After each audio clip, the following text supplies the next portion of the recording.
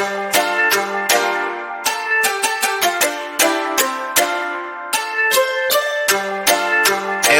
woman.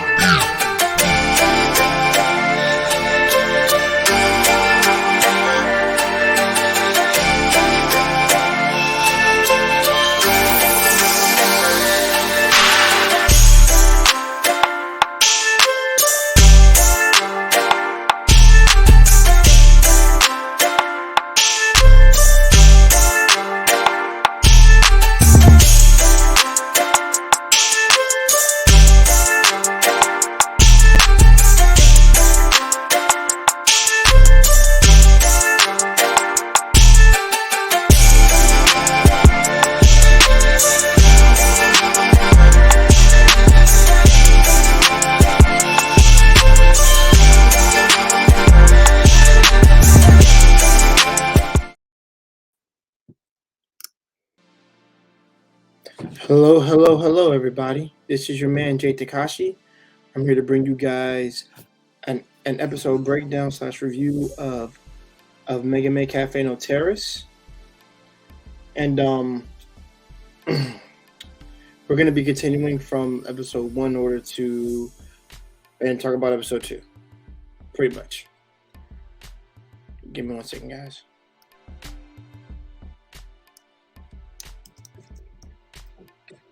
All right,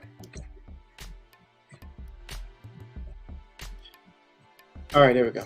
Okay, guys, so in this episode, we continue where we left off from episode 1, which is basically, Hayato coming into his grandmother's cafe and meeting all these different girls. Riho, Ami, Shiragiku, Akane, Oka. The 5 girls, quote unquote, that his grandmother let stay and also work there. So in episode 2 we get an introduction to all of their names, which I just did, and Hayato's whole thing is that he's going to he's gonna bring the cafe from the gutter where I left off last breakdown. In this episode, he's literally establishing that the place the quote unquote cafe needs to be clean, the house part and the cafe part. And also, of course, we get a lot of funny, etchy antics in this episode, like at least two that we know of. And actually, maybe 3, personally 3. And so I'll go over the scenes. So Hayato was actually taking a bath. What's her name? Oka pretty much strips down to her birthday suit and actually walks in on him while he's in the bath, and is surprised that he's in there, which is actually the reverse trope because it's always the dude that walks in on the girl about that. So I actually like that they turned that around because it's the opposite. And he's telling her to get out like the girl would. But yeah, I really enjoyed that scene. And the second scene particularly is one with Riho.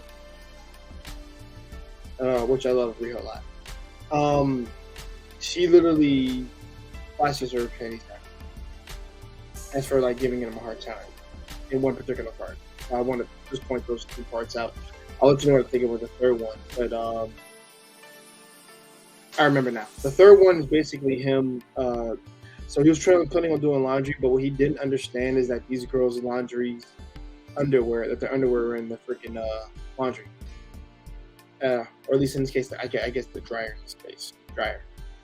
And they all looked at him with death stares, like, "Yo, you're a creep, you're crazy, all this nonsense." And it's just like, yeah, he didn't know, but also that's bad on his part for not understanding that, and also their part for not telling too. So it's bad on both ends. But yeah, those were the scenes that kind of were itchy based, or kind of resuming perverted humor, which I like a lot of. But so back into the review, guys.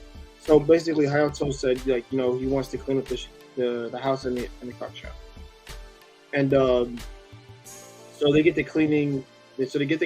Even though he understands they're a bunch of lazy mother freakers, because because like they live here. No, because they relied on grandmother, his grandmother, to do the cleaning and things like that, do the laundry and all that stuff, and they've never done it a day in their lives. It was just really freaking crazy in a sense where he's just like, yo, you guys are a bunch of lazy ass bums, and it's just freaking hilarious.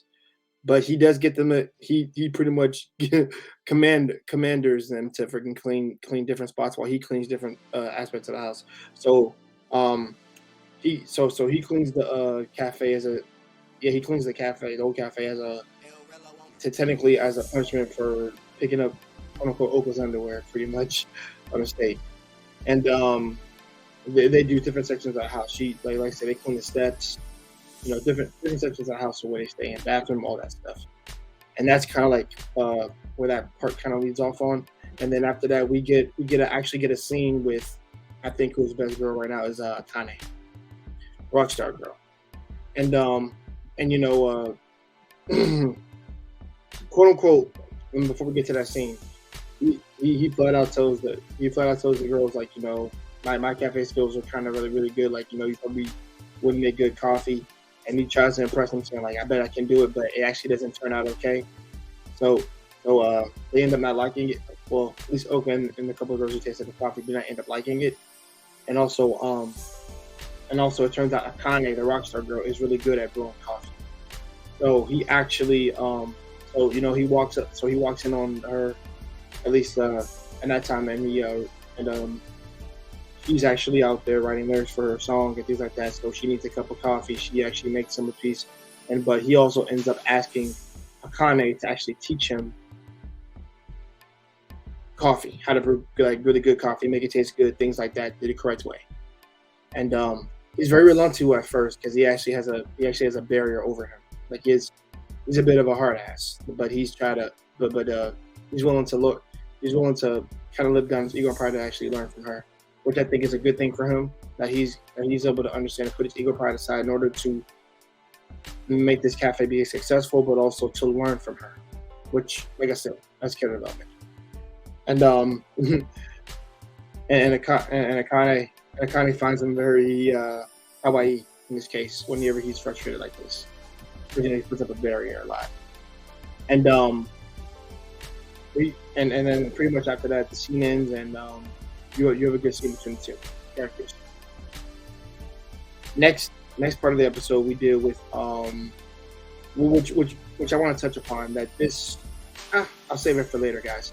So we follow quote unquote him and Riho go out on a quote unquote errand in order to let people who he's known since he was a kid that he hasn't seen in a while, and he's opening a cafe, but with Riho. And he wouldn't pick any other girls because some of them aren't competent, and a couple of few annoy him. But he picked Riho because Riho is the best bet, because she understands certain things. But so they go walking around the folks of quote unquote who are close to them around the plaza area, things like that, and they end up telling them, we're opening a cafe in our girls' cafe, and they're like, oh, we haven't seen you since you were a kid, things like that. Like, it's been like a while since he's been, which like I said, goes to show you how much these people really knew his grandmother, but also saw him when he was a kid, which is very nostalgic for him. But along the lines of the latter part of this episode, we get Riho actually they visit a shrine after he gets done talking to quote unquote the people, but also she had to literally cover his ass technically in some sense to explain what it was he was doing, and also that he has a hard time expressing himself towards you guys and things like that, because he's just kind of coming off with an arrogant pouty face and not really knowing anything, and just kind of just saying stuff. And Riho rightfully gets in, gets into his ass literally, but not literally, but just metaphorically. But no, sorry about that. But they have this conversation, this exchange back and forth, and she understands that if you're gonna do a business, you better like commit to it all the way. You can't be wishy-washy, do all this nonsense, and then not like really bow your head to these people who are actually willing to help you, give you supplies, stocks, things like that. And because you need to show some semblance of respect and gratefulness for them helping you. And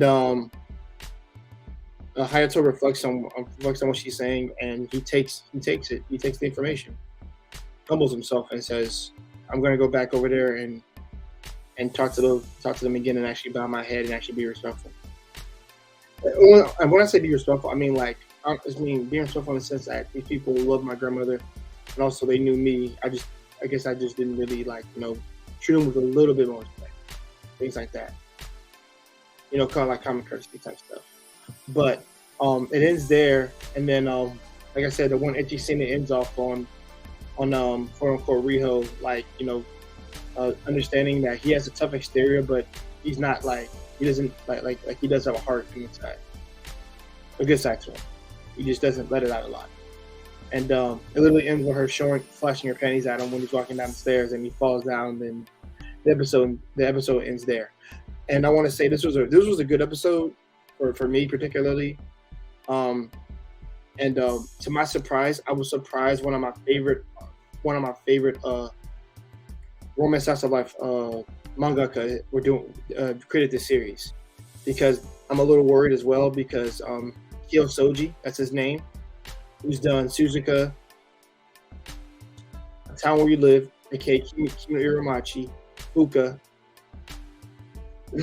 and he's done a couple of the series, guys, but those are the best ones basically.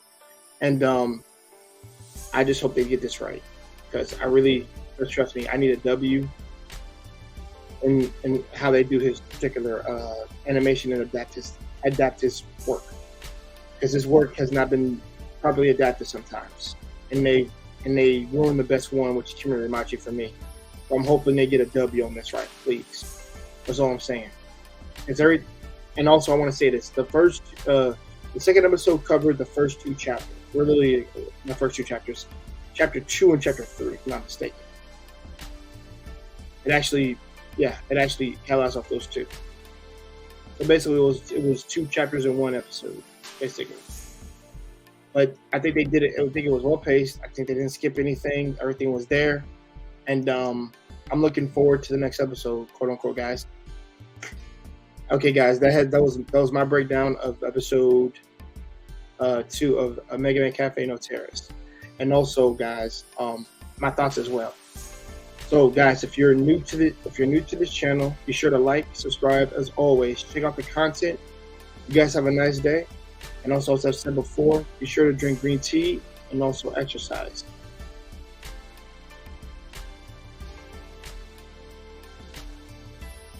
Peace out now.